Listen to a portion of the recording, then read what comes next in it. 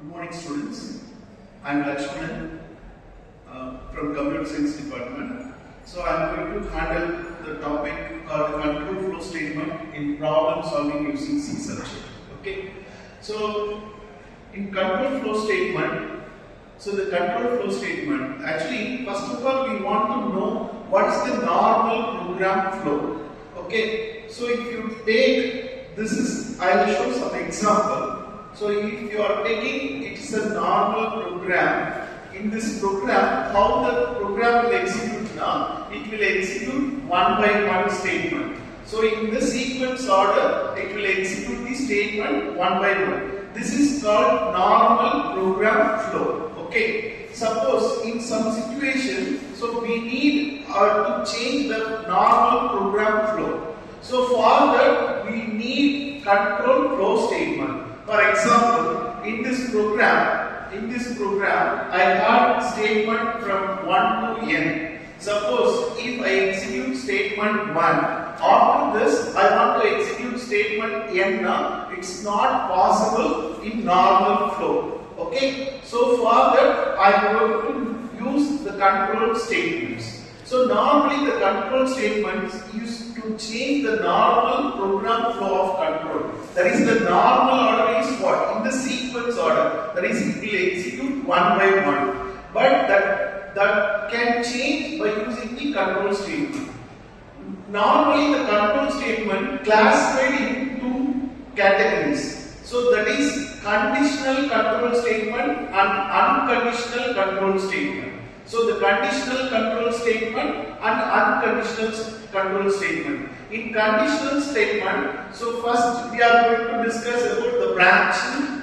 In the branching, we are going to discuss if else, nested else, else if ladder, and then switch case. These under the category of branching. Branching is nothing. If the control is executed in one place, it will take a decision based on the condition. Maybe it will take left or it will take right. The same kind of situation. That is called branching. Okay. So in the next one is loop. Loop means in programming there is a situation we want to repeat the same statements again and again. So that concept is called loop. So that and all we will discuss later. Then unconditional statement means this statement will execute without using any condition. It will change the flow of control. That is the work of unconditional statement. So first we will discuss the simple if statement.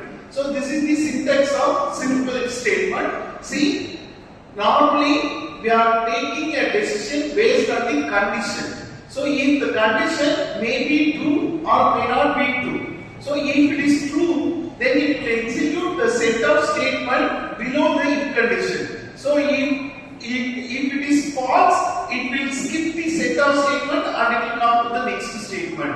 So this is the working nature of simple if. Okay. So if it is true, it will execute the set of statement. If it is false, it will come to the set of skip the set of statement and come to the next statement directly. So I am going to find waiting here for voting. So what is the condition for voting? So voting condition is if the age is greater than or equal to 18, then the person is eligible for vote. Suppose if the age is not greater than or equal to 18, then the person has to wait. How many years has to wait now? So the age is minus from 18. So that is the concept. Okay. So first initially what I thought, the person age is greater than 18. So I fixed the value wy equal to 0. So if age is less than 18, then so I give the statement wy equal to 18 minus 8. So here it's very clear, this wy equal to 18 minus 8, the statement will be what? Only this condition is true. Suppose if the condition is false, it will skip the statement. So what? You initialize the value wy equal to 0, it will keep the same. So it will print the waiting here 0. Suppose if the condition is false. We know if the condition is false, the person age is greater than 18. So we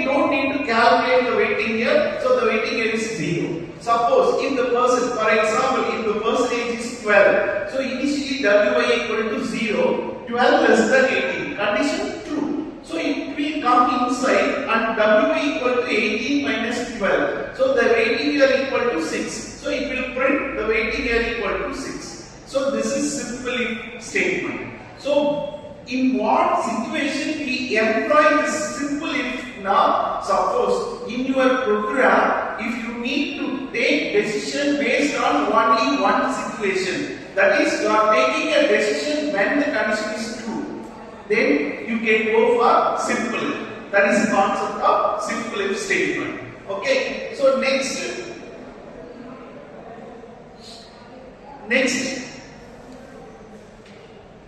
I am going to explain how we implement this as full program. So see this is a full program. How we can calculate the waiting year for the person age. So first we read the input age and we compare with the 18, and if it is less than 18 we calculate waiting year. Finally we print the waiting year. See student, this one statement only will execute if the condition is true. Otherwise this statement will not work. This is the concept of if. Okay. So next topic, if else. So in the if else, so it is two-way statement. That is, if the condition result may be true, may not be true. Suppose if the condition is result true means it will execute the true statement block of the first condition. If it is not true, then it is false means it will execute the false statement of this if statement. So if true means it will execute the statement below between if and else. If it is false, it will execute the statement below the else. This is the concept of if else.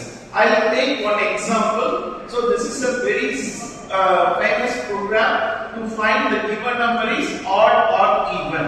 So if the given input number modulus 2 means it will give remainder. If the remainder is equal to 0, then it will print the number is even. Suppose if the condition is false, then it will print the number is odd. So this is if else.